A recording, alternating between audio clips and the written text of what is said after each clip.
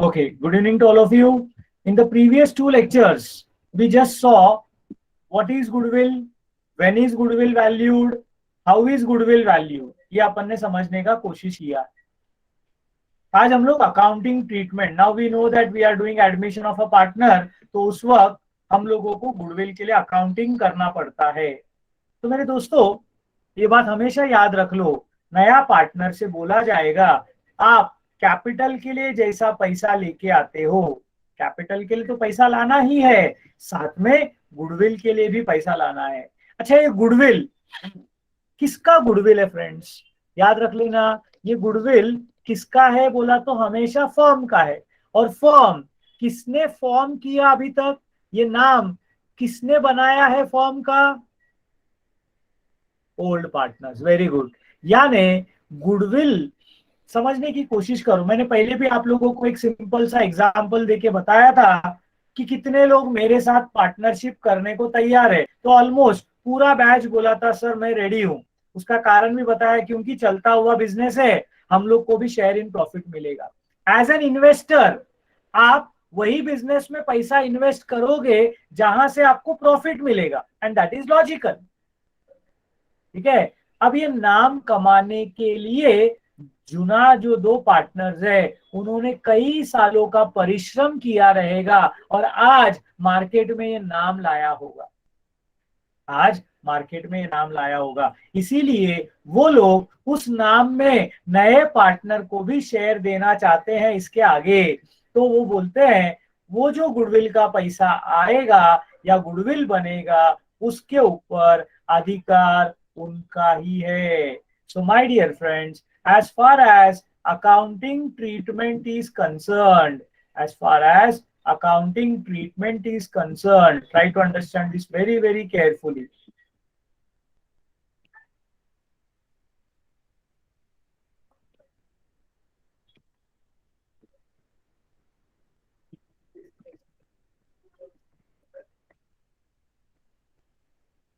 There are two very simple cases of goodwill which are possible. Now, what are the two basic cases of goodwill? We will try to understand the journal entries. When new partner brings cash for goodwill, हम लोग समझने की कोशिश कर रहे हैं कि अगर नया पार्टनर कैपिटल के साथ साथ गुडविल के लिए भी पैसा लाता है तो क्या होगा. तो दो बातें हो सकती है, या तो कैश इज रिटेन्ड, या तो कैश इज रिटेन्ड, या फिर cash is withdrawn by old partners. Either the cash is retained or cash is withdrawn by old partners. म्हणजे काय? नवीन पार्टनर गुडविल साठी पैसे आणतो. Please pay attention very carefully. वो कैपिटल के लिए पैसा तो ला रहा है, साथ में गुडविल के लिए भी पैसा ला रहा है. तो गुडविल का पैसा आने के बाद बिजनेस में रखने का, कि ओल्ड पार्टनर्स बोले नहीं नहीं नहीं, वो पैसा हमारा था, हम लेके जाएंगे. अगर वो लेके गए मतलब withdrawn. वो लेके गए मतलब withdrawn. I hope everybody is able to understand the words. Retained, स्वतःकडे ठेवणे, त्याला इंग्लिश मध्ये म्हणतात रिटेन. विथड्रॉ म्हणजे परत घेऊन जाणे. So the two words is very important. You have to always look out for two important words. One is retained and other is withdrawn. क्या क्या है? Retained and withdrawn. Yes. So retain किया. अब ध्यान देना, अभी इंपॉर्टेंट मैं journal entry की तरफ आ रहा हूं दोस्तों. अगर रिटेन किया तो हम लोग दो जर्नल एंट्री पास करेंगे. हम लोग दो जर्नल एंट्री पास करेंगे. कभी भी याद रख लो, बिजनेस में पैसा आया, पैसा cash account is always a real account. आता रहेगा तो डेबिट. तो कैश अकाउंट डेबिट. किसके लिए पैसा लाया नए पार्टनर ने? So he is bringing for goodwill. He is bringing for goodwill. So we will say cash account debited to goodwill account. क्या बोलेंगे जर्नल एंट्री मेरे दोस्तों? We will say cash account debited to goodwill account. अच्छा मुझे बताओ, ये goodwill पर अधिकार, ये गुडविल पर अधिकार किसका है दोस्तों? मैंने बोला कि गुडविल पर अधिकार हमेशा ओल्ड पार्टनर्स का है, इसीलिए goodwill account being a temporary account will be debited and the credit will be given to old partners. Now when I say old partners, याद रखना which ratio? Automatically old ratio. Which ratio? Old ratio. So if you see the case retained, जैसे ही आप retained शब्द देखोगे तो exam में याद रखने का दो जर्नल एंट्री आएंगे बैक टू बैक, बोलने का जरूरत ही नहीं है, बैक टू बैक आपको दो journal entry, cash account debited to goodwill account, goodwill account debited to old partners capital account. बोलो सबको समझा क्या? Did everyone understand what I said? वही अगर वो लोग कैश विड्रॉ करने की बात करते हैं, वही अगर वो लोग कैश विड्रॉ करने की बात करते हैं, तो याद रखना फर्क इतना है कि दो के बदले में तीन एंट्री आएगा। देखो लॉजिक समझो, विड्रॉ कब होगा? जब पैसा आएगा तो विड्रॉ होगा, मतलब पहला एंट्री पैसा आएगा, पैसा आएगा, पैसा आया तो कॅश अकाउंट डेबिटेड, कशासाठी आणलं त्यांनी? For goodwill account. For what did they bring? That was for goodwill. Goodwill पर अधिकार किसका है? तो गुडविल पर अधिकार है ओल्ड पार्टनर्स का। यानी देखने जाओ तो पहला दो जर्नल एंट्री तो सेम है, अब तीसरा एंट्री इधर एक्स्ट्रा आएगा। क्यों आएगा? नेचुरली पैसा लेके गया, अब विड्रॉ कर रहे मतलब पैसा लेके जा रहे। मुझे बताओ पैसा लेके जा रहे हैं मैं जब बोल रहा हूं तो कैश डेबिट होगा कि क्रेडिट होगा? कैश डेबिट होगा कि क्रेडिट होगा? एकदम सिंपल है, शाबाश, कैश क्रेडिट होगा। और कौन लेके जा रहे हैं? किसका अधिकार है? तो ओल्ड पार्टनर्स का अधिकार है, इसीलिए बोला जाएगा old partners capital account debited to cash account. बोलो जर्नल एंट्री सब लोगों को समझ में आया क्या? Very simple journal entries, accounting treatment. हम लोग को क्वेश्चन में बोलने का जरूरत नहीं है कि न्यू पार्टनर ने कैश लाया करके, हमको बोलेंगे या तो द कैश इज रिटेन्ड, या तो बोलेंगे द कैश इज विड्रॉन, या तो बोलेंगे कैश इज रिटेन्ड, या तो बोलेंगे कैश इज विड्रॉन। रिटेन्ड बोला तो दो जर्नल एंट्री, विड्रॉन बोला तो तीन journal entry.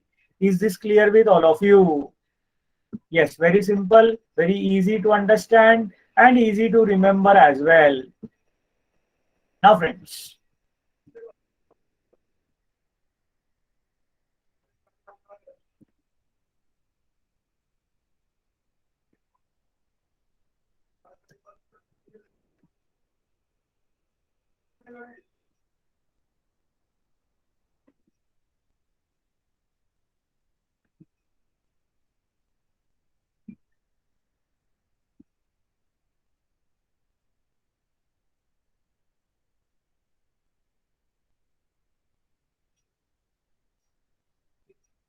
okay, now some important points. Examination point of view से हम लोगों को कुछ टिप्स, ये हमेशा मैं आप लोगों को एग्जामिनेशन के लिए क्या करने का दिया रहेगा। When new partner brings cash for goodwill, बोला है नया पार्टनर गुडविल के लिए कैश लेके आ रहा है, and the question is silent thereafter, उसके बाद बोलता नहीं है कि रिटेन किया कि विड्रॉन किया, then it will be always assumed that, हमेशा हम लोग मानेंगे cash is retained in the firm. क्या मानेंगे हम लोग? हमेशा कॅश इज रिटेन, म्हणजे त्या लोकांनी स्वतःकडे कॅश ठेवलेला आहे। समजलं का सगळ्यांना? म्हणजे आपण किती जर्नल एंट्रीज पास करणार? We will pass 2 journal entries.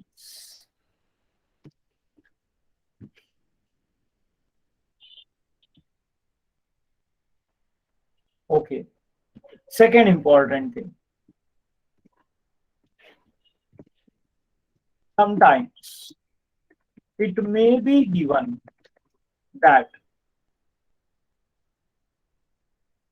old partners decided to withdraw half the amount of goodwill in cash. म्हणजे परिस्थितियों को ध्यान में रखते हुए ऐसा डिसाइड हुआ कि जुने पार्टनर्स गुडविल का आधा पैसा विड्रॉ करेंगे. In this case, it will be assumed, or it is always a case of cash withdrawn. पहली बात. However,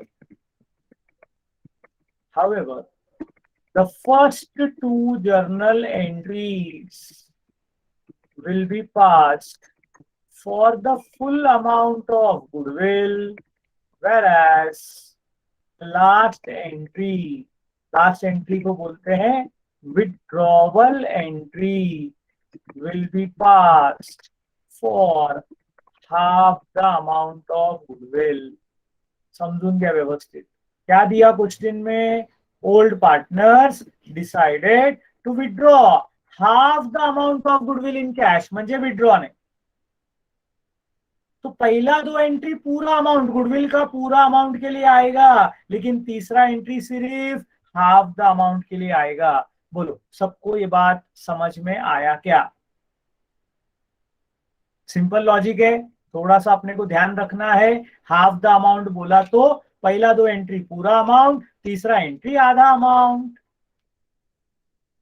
yes. और तीसरा इंटरेस्टिंग केस, सब लोगों ने ध्यान देना. तीसरा मेरे लिए सबसे इंटरेस्टिंग केस है. कितने लोगों को क्या समझा अभी मैं चेक करूंगा.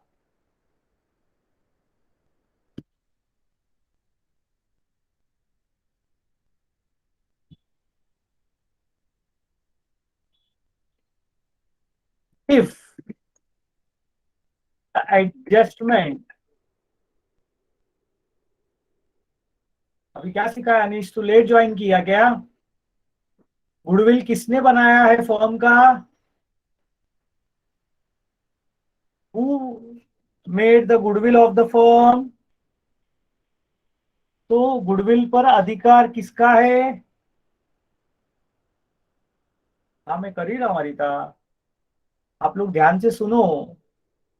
एक बार के बदले में 4 बार बोलता हूं मैं. तो नाम ओल्ड पार्टनर्स ने बनाया. आज एक नया बंदा आ रहा है और आज के बाद he is going to be a part of the organization. So whatever happens henceforth, he will be an equal partner in everything. He will get the benefits of the same. से फॉर एग्जाम्पल ए और B business कर रहे थे, उन्होंने काफी अच्छा business किया. ए और बी कोचिंग क्लासेस चला रहे थे, बहुत अच्छा बिजनेस किया. अब उनको एक्सपांशन में जाना है, पैसा कम पड़ रहा है, इसलिए सी को लेके आने का सोच रहे हैं. सी पैसा लाएगा, लेकिन नाम तो किसने कमा के रखा है? ए और बी ने. लेकिन आइंदा इसके आगे फायदा सी को भी मिलेगा इसका. प्रिज्यूम करो कि 1 साल के बाद इनका तकदीर खुल जाता है, लॉटरी खुल जाता है और कोई एक बड़ा ब्रांड नेम इनका पूरा ब्रांचेस को एक साथ टेक ओवर करेगा, तो गुडविल का बहुत बड़ा अमाउंट मिलेगा इनको. उसमें सी भी हिस्सेदार हो जाएगा, क्योंकि उस वक्त 1 साल के बाद सी इज ऑल्सो ए पार्टनर. तो सी आते वक्त ही ए और बी का आज तक का जो गुडविल है उसका तो शेयर ए और बी को ही मिलना चाहिए ना. इसलिए ए और बी सी को बोलते हैं आते क्या गुडविल के लिए भी लेके आओ.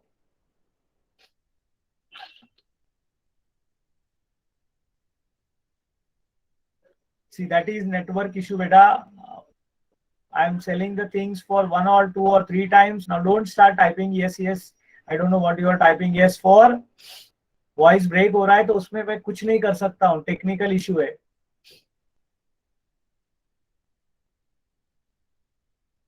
Okay Suraj, you have understood. Anish Pawar, जिसको डाउट था वो किधर है?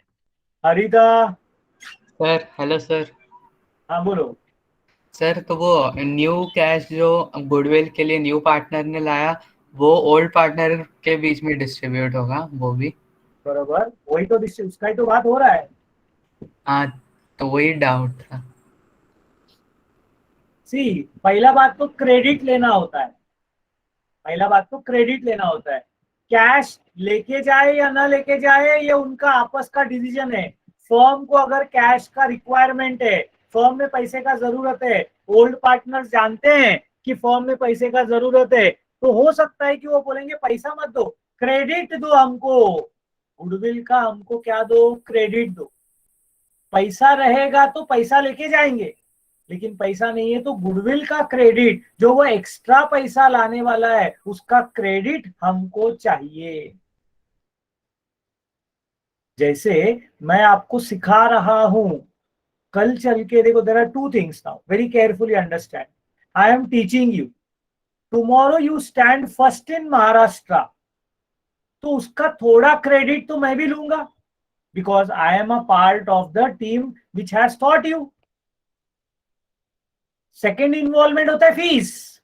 अब टू थिंग्स अंडरस्टैंड, एक होता है क्रेडिट ऑफ टीचिंग और एक होता है फीस. दोनों सेम है कि अलग अलग है? अनीश, हरिता, मैं आप लोग के लिए एग्जाम्पल दे रहा हूं. तो अलग अलग है. अलग अलग है मतलब मैं पहले टीचिंग का तो मैं क्रेडिट लूंगा, फीस भी लेने वाला हूं, cash is also involve. So try to understand. पहले केस में क्या हो रहा है, पैसा लाने को बोला लेकिन फर्म को पैसे का रिक्वायरमेंट है. मैं बोलता हूं ठीक है पैसा नहीं लेके जाऊंगा, लेकिन वो जो गुडविल का एक्स्ट्रा पैसा लाया उसका हमको क्रेडिट तो दो, आज नहीं कल चल के हम पैसा विड्रॉ करेंगे. म्हणजे वो पैसा फॉर्म में रहता है, इसलिए उसको रिटेन्ड बोलते. दूसरे केस में फर्म में अच्छा खासा पैसा भी है और ये नया पार्टनर कैपिटल भी लाने वाला है, तो बोलता है गुडविल का जो पैसा आया वो हम लोग लेके जाते हैं ना, वो हमारा ही है. समझा क्या? Retained, withdrawn, clear with all of you? Yes sir, I understood that. कि आपने जो एग्जांपल दिया था ना, ए एंड बी, उन्होंने अपना गुडविल बनाया 2 साल का. बरोबर. एंड 2 साल नहीं, देन 20 साल का हो सकता है. हाँ, या 20 साल का, whatever, just 2 or 20. And then the C वाला, सी पार्टनर कम्स. और उसके बाद यू सेड कि सम बिग कंपनी और big firm take over their firm and give them the goodwill का शेयर, गुडविल का this. So shouldn't will A and B get more than C goodwill? Okay, that's what I said. Understand the entire logic. A business was started by A and B. Let us say in the year 2000. Any form of business you can imagine. Okay, they have been working for over 20 years now, and now they are going for expansion of their own branches. So they need money, and at this time they decide to admit C. So what I said, C should bring capital for sure, but apart from capital, for the name that A and B have made for the organization, C should bring something extra for the goodwill that has been created by ABC. So that is created by A and B before the firm becomes ABC and company. तो अब तक का इनका जो goodwill था उसका पैसा उनको किससे मिल गया? सी से मिल गया. ओके. अब अगर ये एबीसी को कोई बड़ा ब्रांड टेक ओवर करता है और अब इनको अगर गुडविल मिलता है, तो गुडविल में अब तीनों जन एबीसी इक्वली शेयर करेंगे. अगर सी आते वक्त ए और बी को नहीं देता तो झगड़ा हो सकता था, तब ए और बी ज्यादा डिमांड करते थे। सी बोलता था ऐसे कैसे, मैं भी तो पार्टनर है, मेरे को भी तो चाहिए, मैं आया तभी तुमने पहले का मांग लिया होना चाहिए था। इसलिए एडमिशन के पहले हिसाब होना जरूरी। Harita, is your doubt attended to? Yes, sir. Very clearly, no doubts. No doubt, sir. Understood. Anish, what about you? Thank you, sir. Okay, very clear. कोई भी, अच्छा बाकी दोनों ने मेरे को डाउट पूछा इसलिए मैं 2 जन का पूछ रहा हूं, बाकी जो 125 जन बैठे हैं उनमें से भी किसी को डाउट रहेगा, वापस एक बार बोलो तो मैं सिखाता हूं। फिर से बताता हूं। तीसरा एग्जाम्पल, ए और बी ने दूध खरीदा। पिछले 20 साल से वो लोग दूध उबाल रहे हैं और अब दूध पर मलाई आया है। ये दूध के ऊपर का मलाई खाने को सी आ रहा है, तो सी को कुछ एक्स्ट्रा पैसा कैपिटल के लिए तो लाना ही है, साथ में वो मलाई के लिए एक्स्ट्रा पैसा देना है। ये मलाई जो है वो मैं बोल रहा हूँ गुडविल है। ये गुडविल 20 साल का उनका तपस्या है, 20 साल का उनका मेहनत है, 20 साल ये जो उबला है उन लोग, उसका वो कॉम्पेंसेशन है। वेरी सिंपली पुटा। हाँ, I can take so many examples. तुम लोग जब तक सेटिस्फाई नहीं होगे तब तक मैं आपको नया नया नया नया नया नया चीज बोलते रह सकता हूँ। एंड डिफरेंट फील्ड्स, मैंने क्लासेस का एग्जाम्पल दिया, you can think for any other. मैंने अभी दूध का सिंपलेस्ट एग्जाम्पल दिया, ठीक है। सो होता क्या है, जुना पार्टनर्स का मेहनत का मुआवजा ये सी लाकर देता है in the form of goodwill, extra money. Goodwill is amount paid about the capital. Okay, तो वो पैसा, एक तो गुडविल, पहला बात गुडविल का क्रेडिट ओल्ड पार्टनर्स को मिलेगा, इतना सब लोगों को क्लियर है। गुडविल का क्रेडिट ओल्ड पार्टनर्स को मिलेगा, इतना सब लोगों को क्लियर है। अब पैसे के बारे में सोचो, पैसा तो ला रहा है वो, अभी फर्म को रिक्वायरमेंट रहेगा तो वो लोग पैसा नहीं लेके जाएंगे, लेकिन गुडविल का क्रेडिट लेंगे। विड्रॉ किया तो पैसा भी लेके जाएंगे। So that is retained, that is withdrawn. So retained as 2 entry, withdrawn as 3 entries.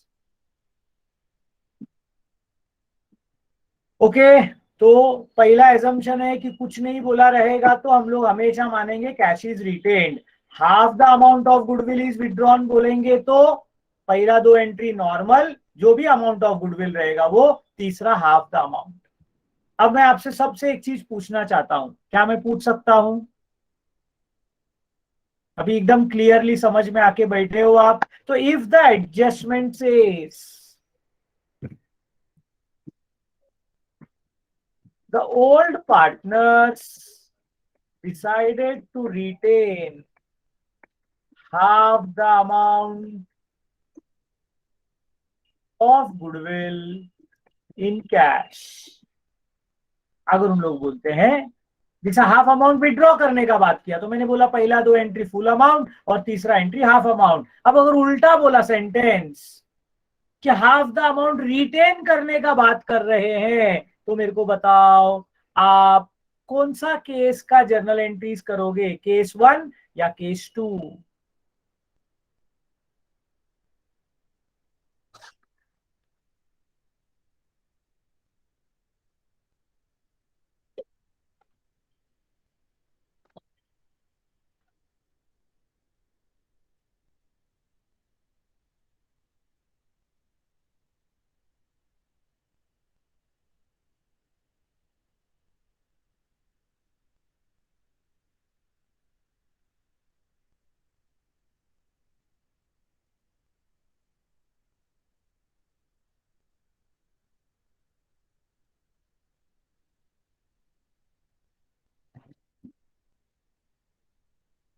ये मेरे पीछे का दरवाजा दिख रहा है क्या रे आप लोग को?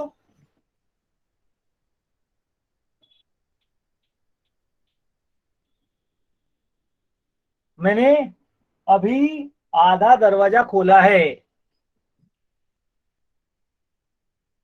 क्या दिख रहा है आप लोगों को?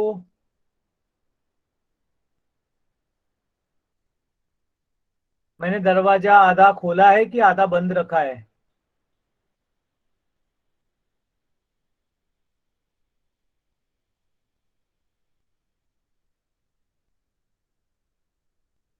आधा खोला है मतलब half open means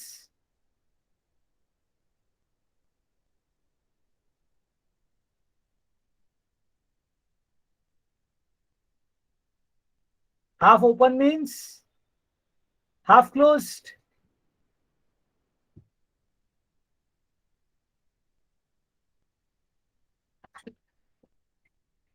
half door open is half door close, मालूम है क्या? Half glass full is half glass empty. तो half withdrawn is half retained.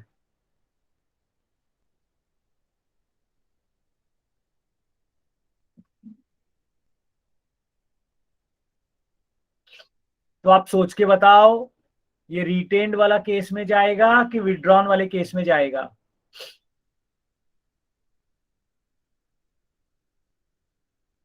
If old partners decided to retain half the amount of goodwill in cash is same as withdrawn half the amount of goodwill in cash. इसमें first case applicable नहीं है, ये second case ही है। Same as second.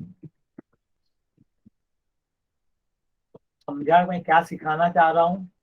देखो, examiner एक शब्द change करके ना आप लोगों को ना कंफ्यूज कर सकता है। आप बोलोगे हाफ रिटेन, तो इसमें आप किधर हाफ करोगे? फिर इसमें किधर हाफ करने का जगह नहीं है। इसमें ही तीसरा एंट्री हाफ होता है, पहला दोनों फुल पास होता है। हिंदी में बहुत अच्छे अच्छे कहावत है। अगर आपके हाथ में चाकू है और एक दूसरे हाथ में सेब है, तो सेब चाकू पे गिरे या चाकू सेब पे गिरे, कटता हमेशा सेब है। Same logic applies. Half withdrawn बोलने दो या हाफ रिटेन्ड बोलने दो, दोनों का मतलब सेम है। तो आज हम लोगों ने गुडविल का अकाउंटिंग एंट्रीज चालू किया मेरे दोस्तों। बहुत ही सिंपल एग्जांपल्स द्वारा मैंने आप लोगों को एक्सप्लेन किया। दो cases, goodwill cash retained and cash withdrawn.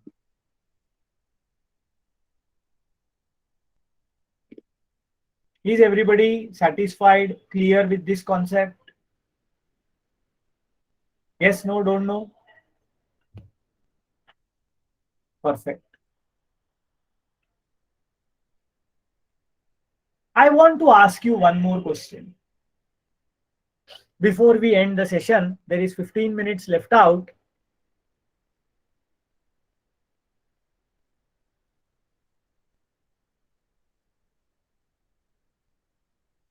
Suppose, imagine, you are a partner in a firm. Everyone, each one of you is having your own business, your own coaching classes. I take the example also. You have your own coaching classes in business, and you have selected to take me as a partner in your firm. आप लोगों ने decide किया अपने partner के साथ मिलकर कि ये आदमी को पार्टनर लेने का।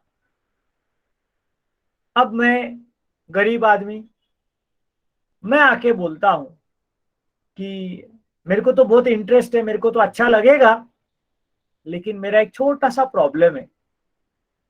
प्रॉब्लम ऐसा है कि देखो, आप दोनों का बिजनेस है, आप लोगों ने बहुत नाम कमाया, आप मुझे पार्टनर ले रहे हो, मेरी खुशकिस्मती है, I am so much happy to join you, but मेरा एक छोटा सा प्रॉब्लम है।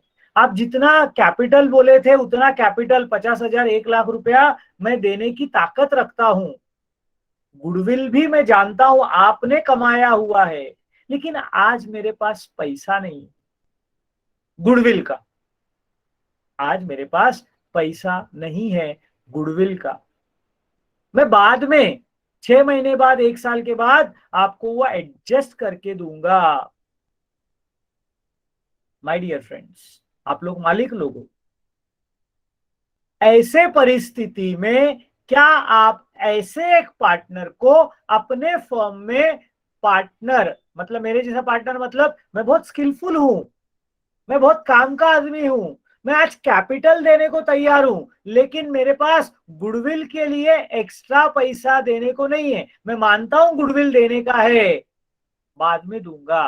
आपसे मैं बड़े लोगों से पूछ रहा हूं, क्या आप मेरे जैसे छोटे आदमी को पार्टनर लोगे क्या? Yes, no, don't no.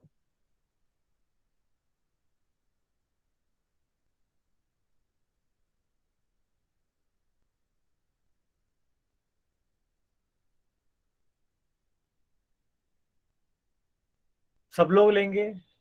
वाह, मेरी खुशकिस्मती है, मेरे मालिक लोग मेरे पे बहुत ही फिदा है और मुझे वो लोग पार्टनर लेने को तैयार हो गए विदाउट टेकिंग इनटू कंसिडरेशन, या by taking into consideration that I am not going to pay for goodwill now.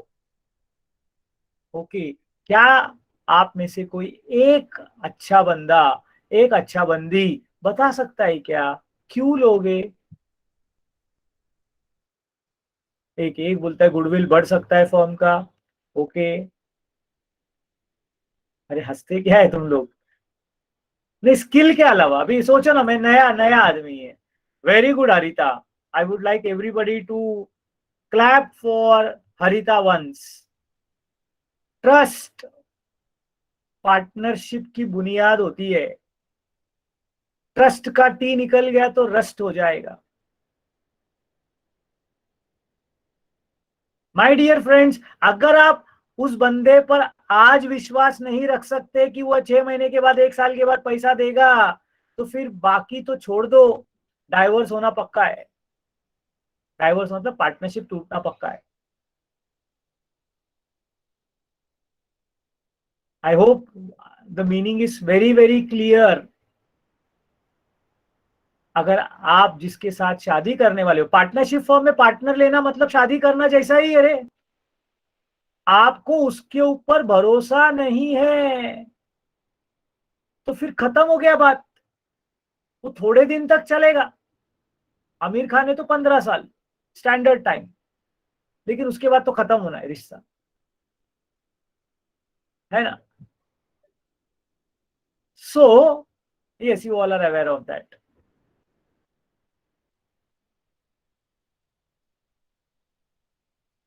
मतलब रिलेशनशिप का बुनियाद ट्रस्ट है रे। So, even in accountancy, my dear friends, pay attention very carefully. New partner may be admitted into the firm even when new partner does not bring cash for goodwill. मतलब there is one more possibility. New partner does not bring cash for goodwill.